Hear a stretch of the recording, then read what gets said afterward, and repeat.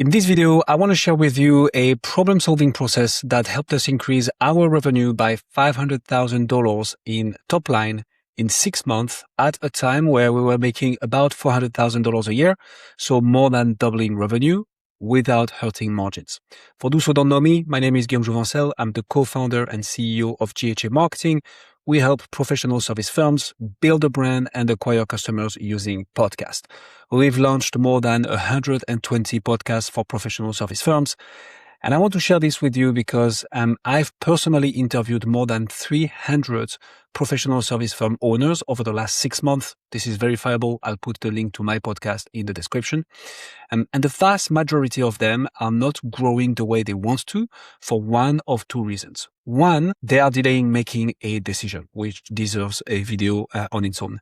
Or two, they are focusing on the wrong problem, which is the theme of this video. And I'm going to break this down using one of my own failures in my business. So I was sitting in this workshop hosted by our business mentor. It's the acquisition.com workshop by Alex Hormozi, in case you're familiar with it. And we were in a room with about 80 other business owners, and most of them were making more than $1 million a year, and roughly 10 of them were doing more than 10 million a year. And we were stuck at $400,000 a year, coming off a 6-month stretch where we had thrown everything we had at growth. We were running Google ads, Facebook ads. We had a cold outreach going out on email and LinkedIn, thousands of touches a day, literally. We had a LinkedIn content calendar. I was recording dedicated short form for Instagram. We had brought in a sales coach to push our close rate up. We had rewritten and tweaked the offer probably 4 times, trying to get clients to stay longer. And on top of all that, we were podcasting, of course. So on paper, we were doing everything right? To get more leads, at least. We were busy, we were spending the money, we were testing, and we were still stuck at the same $35,000, $40,000 a month after month, quarter after quarter. And what happened next in that room unlocked a shift that took us from $400K per year to $900K per year because of this one framework, which is the theory of constraint. And I want to hand you the same framework that got us unstuck. When a term came up, we explained our situation. We explained all the channels, all the efforts, all the money going out the window, and a revenue line that just would not move. And one of the coaches, Ed, who happened to have run a very similar funnel in a past company, stopped us and started asking questions. And he said, so let me get this straight. We are sending 8,000 emails a day, running paid ads, recording short-form content, doing weekly sales coaching, constantly tweaking the offer. And you're telling me that every 10 guests you interview on the podcast, you land 1 new client? And we're like, yeah. And he was like, and how long does it take you to record 10 episodes?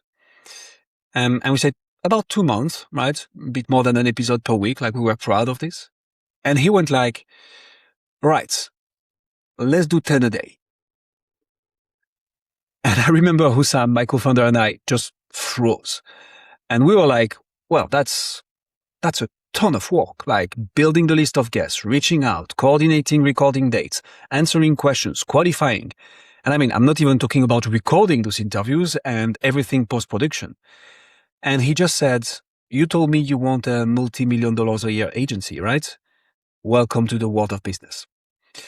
And that line stuck because what he was really saying was, you're trying to do a gazillion things at the same time and call yourself busy. You should focus on this one thing that's in front of you, and you're flinching it because it's hard. And what he'd walk us through, without naming it at the time, was the theory of constraints. In every system, you have potential and you have a constraint.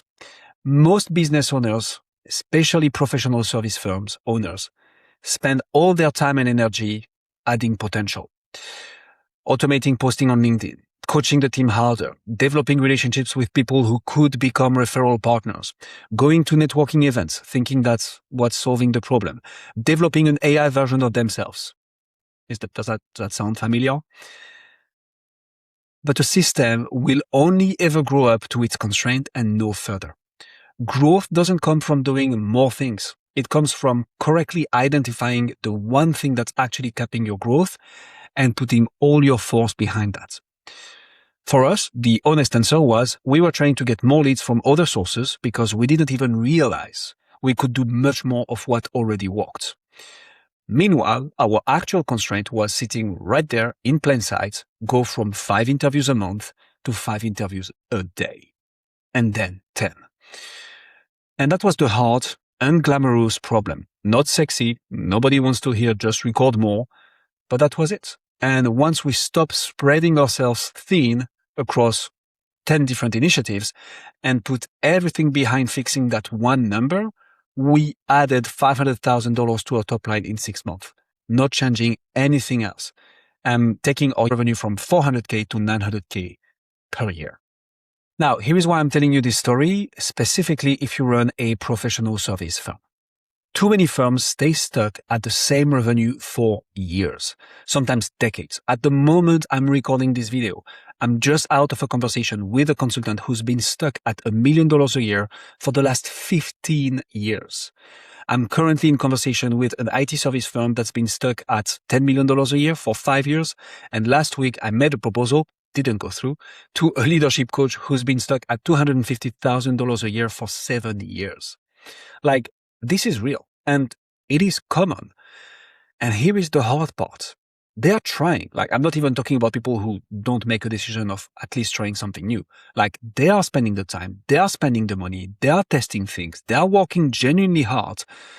They are just working hard on the wrong problems.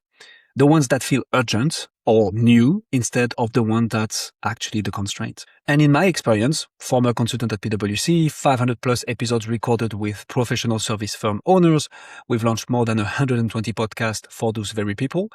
The constraint in professional service firms is usually relatively easy to find. They either have a demand constraint or a supply constraint.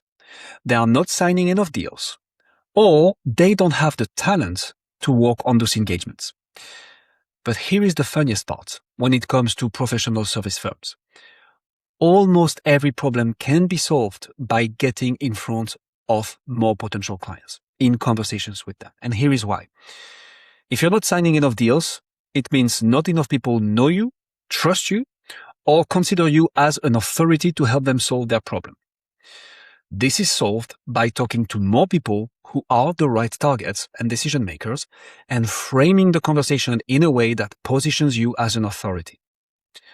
Podcast happens to be a very good way to do that, but of course there are many other ways. If you don't have enough talent to work on engagement, it means that you either can't find the right people, can't afford the right people, or don't have the bandwidth to go out and recruit talent. Here is the crazy part. If you're really getting too many deal opportunities that you can't fulfill, here is what you can do. 1, schedule them to start at a future date so you can spend more time finding and training the right talents. Or even better, you can increase your prices so that you have bigger margins, higher margins, so that you can afford the right people. I am yet to see a professional service firm struggling because they have too much demand. Because worst case, you can increase your prices and therefore grow revenue without any additional effort. You just need to expect to hear no more often because the close rate will be lower, but you're still making more money. Now, if you're watching this right now and have growth goals, here is what you need to do. Clearly define that goal. With everything staying the same, you either need to charge more your existing clients or find new ones. We prefer the latter as it's more reliable.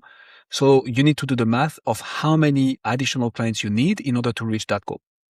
And then be honest with yourself on how many conversations with the right people you need to have in order to reach that goal.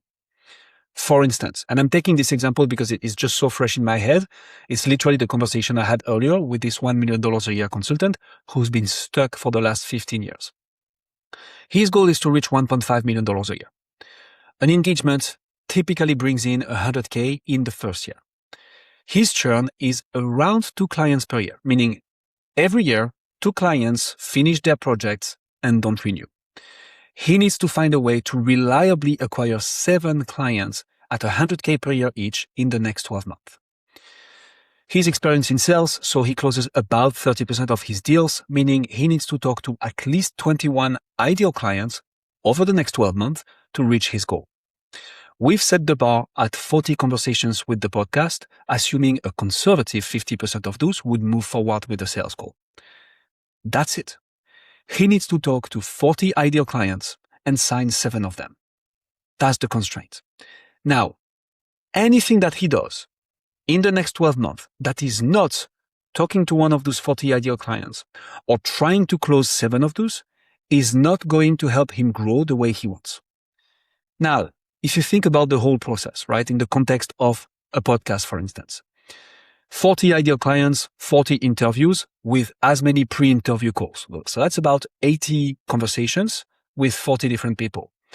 Then having a sales conversation with half of them, an additional 20. And having oftentimes long sales cycles, especially with professional service firms, charging 5, 6, 7 figures. So long sales cycles leading to a closed deal with 7 of them, an additional, say, 3 calls per lead, so 21 calls. That's 121 calls focused on biz dev in the next 12 months. It is a lot of work. It is uncomfortable. And it requires going after business, not just hoping for the next referral to come through, which is what he's been doing for the last 15 years, which is why he hasn't grown. As Ed said, welcome to the world of business. Hopefully this was useful. If you made it till the end, I thank you dearly. I know this video will anger a vast majority of firm owners who don't want to do biz dev. They just want to focus on what they are great at, which is their craft. But I hope that this will inspire a select few who actually want to grow and put the effort in.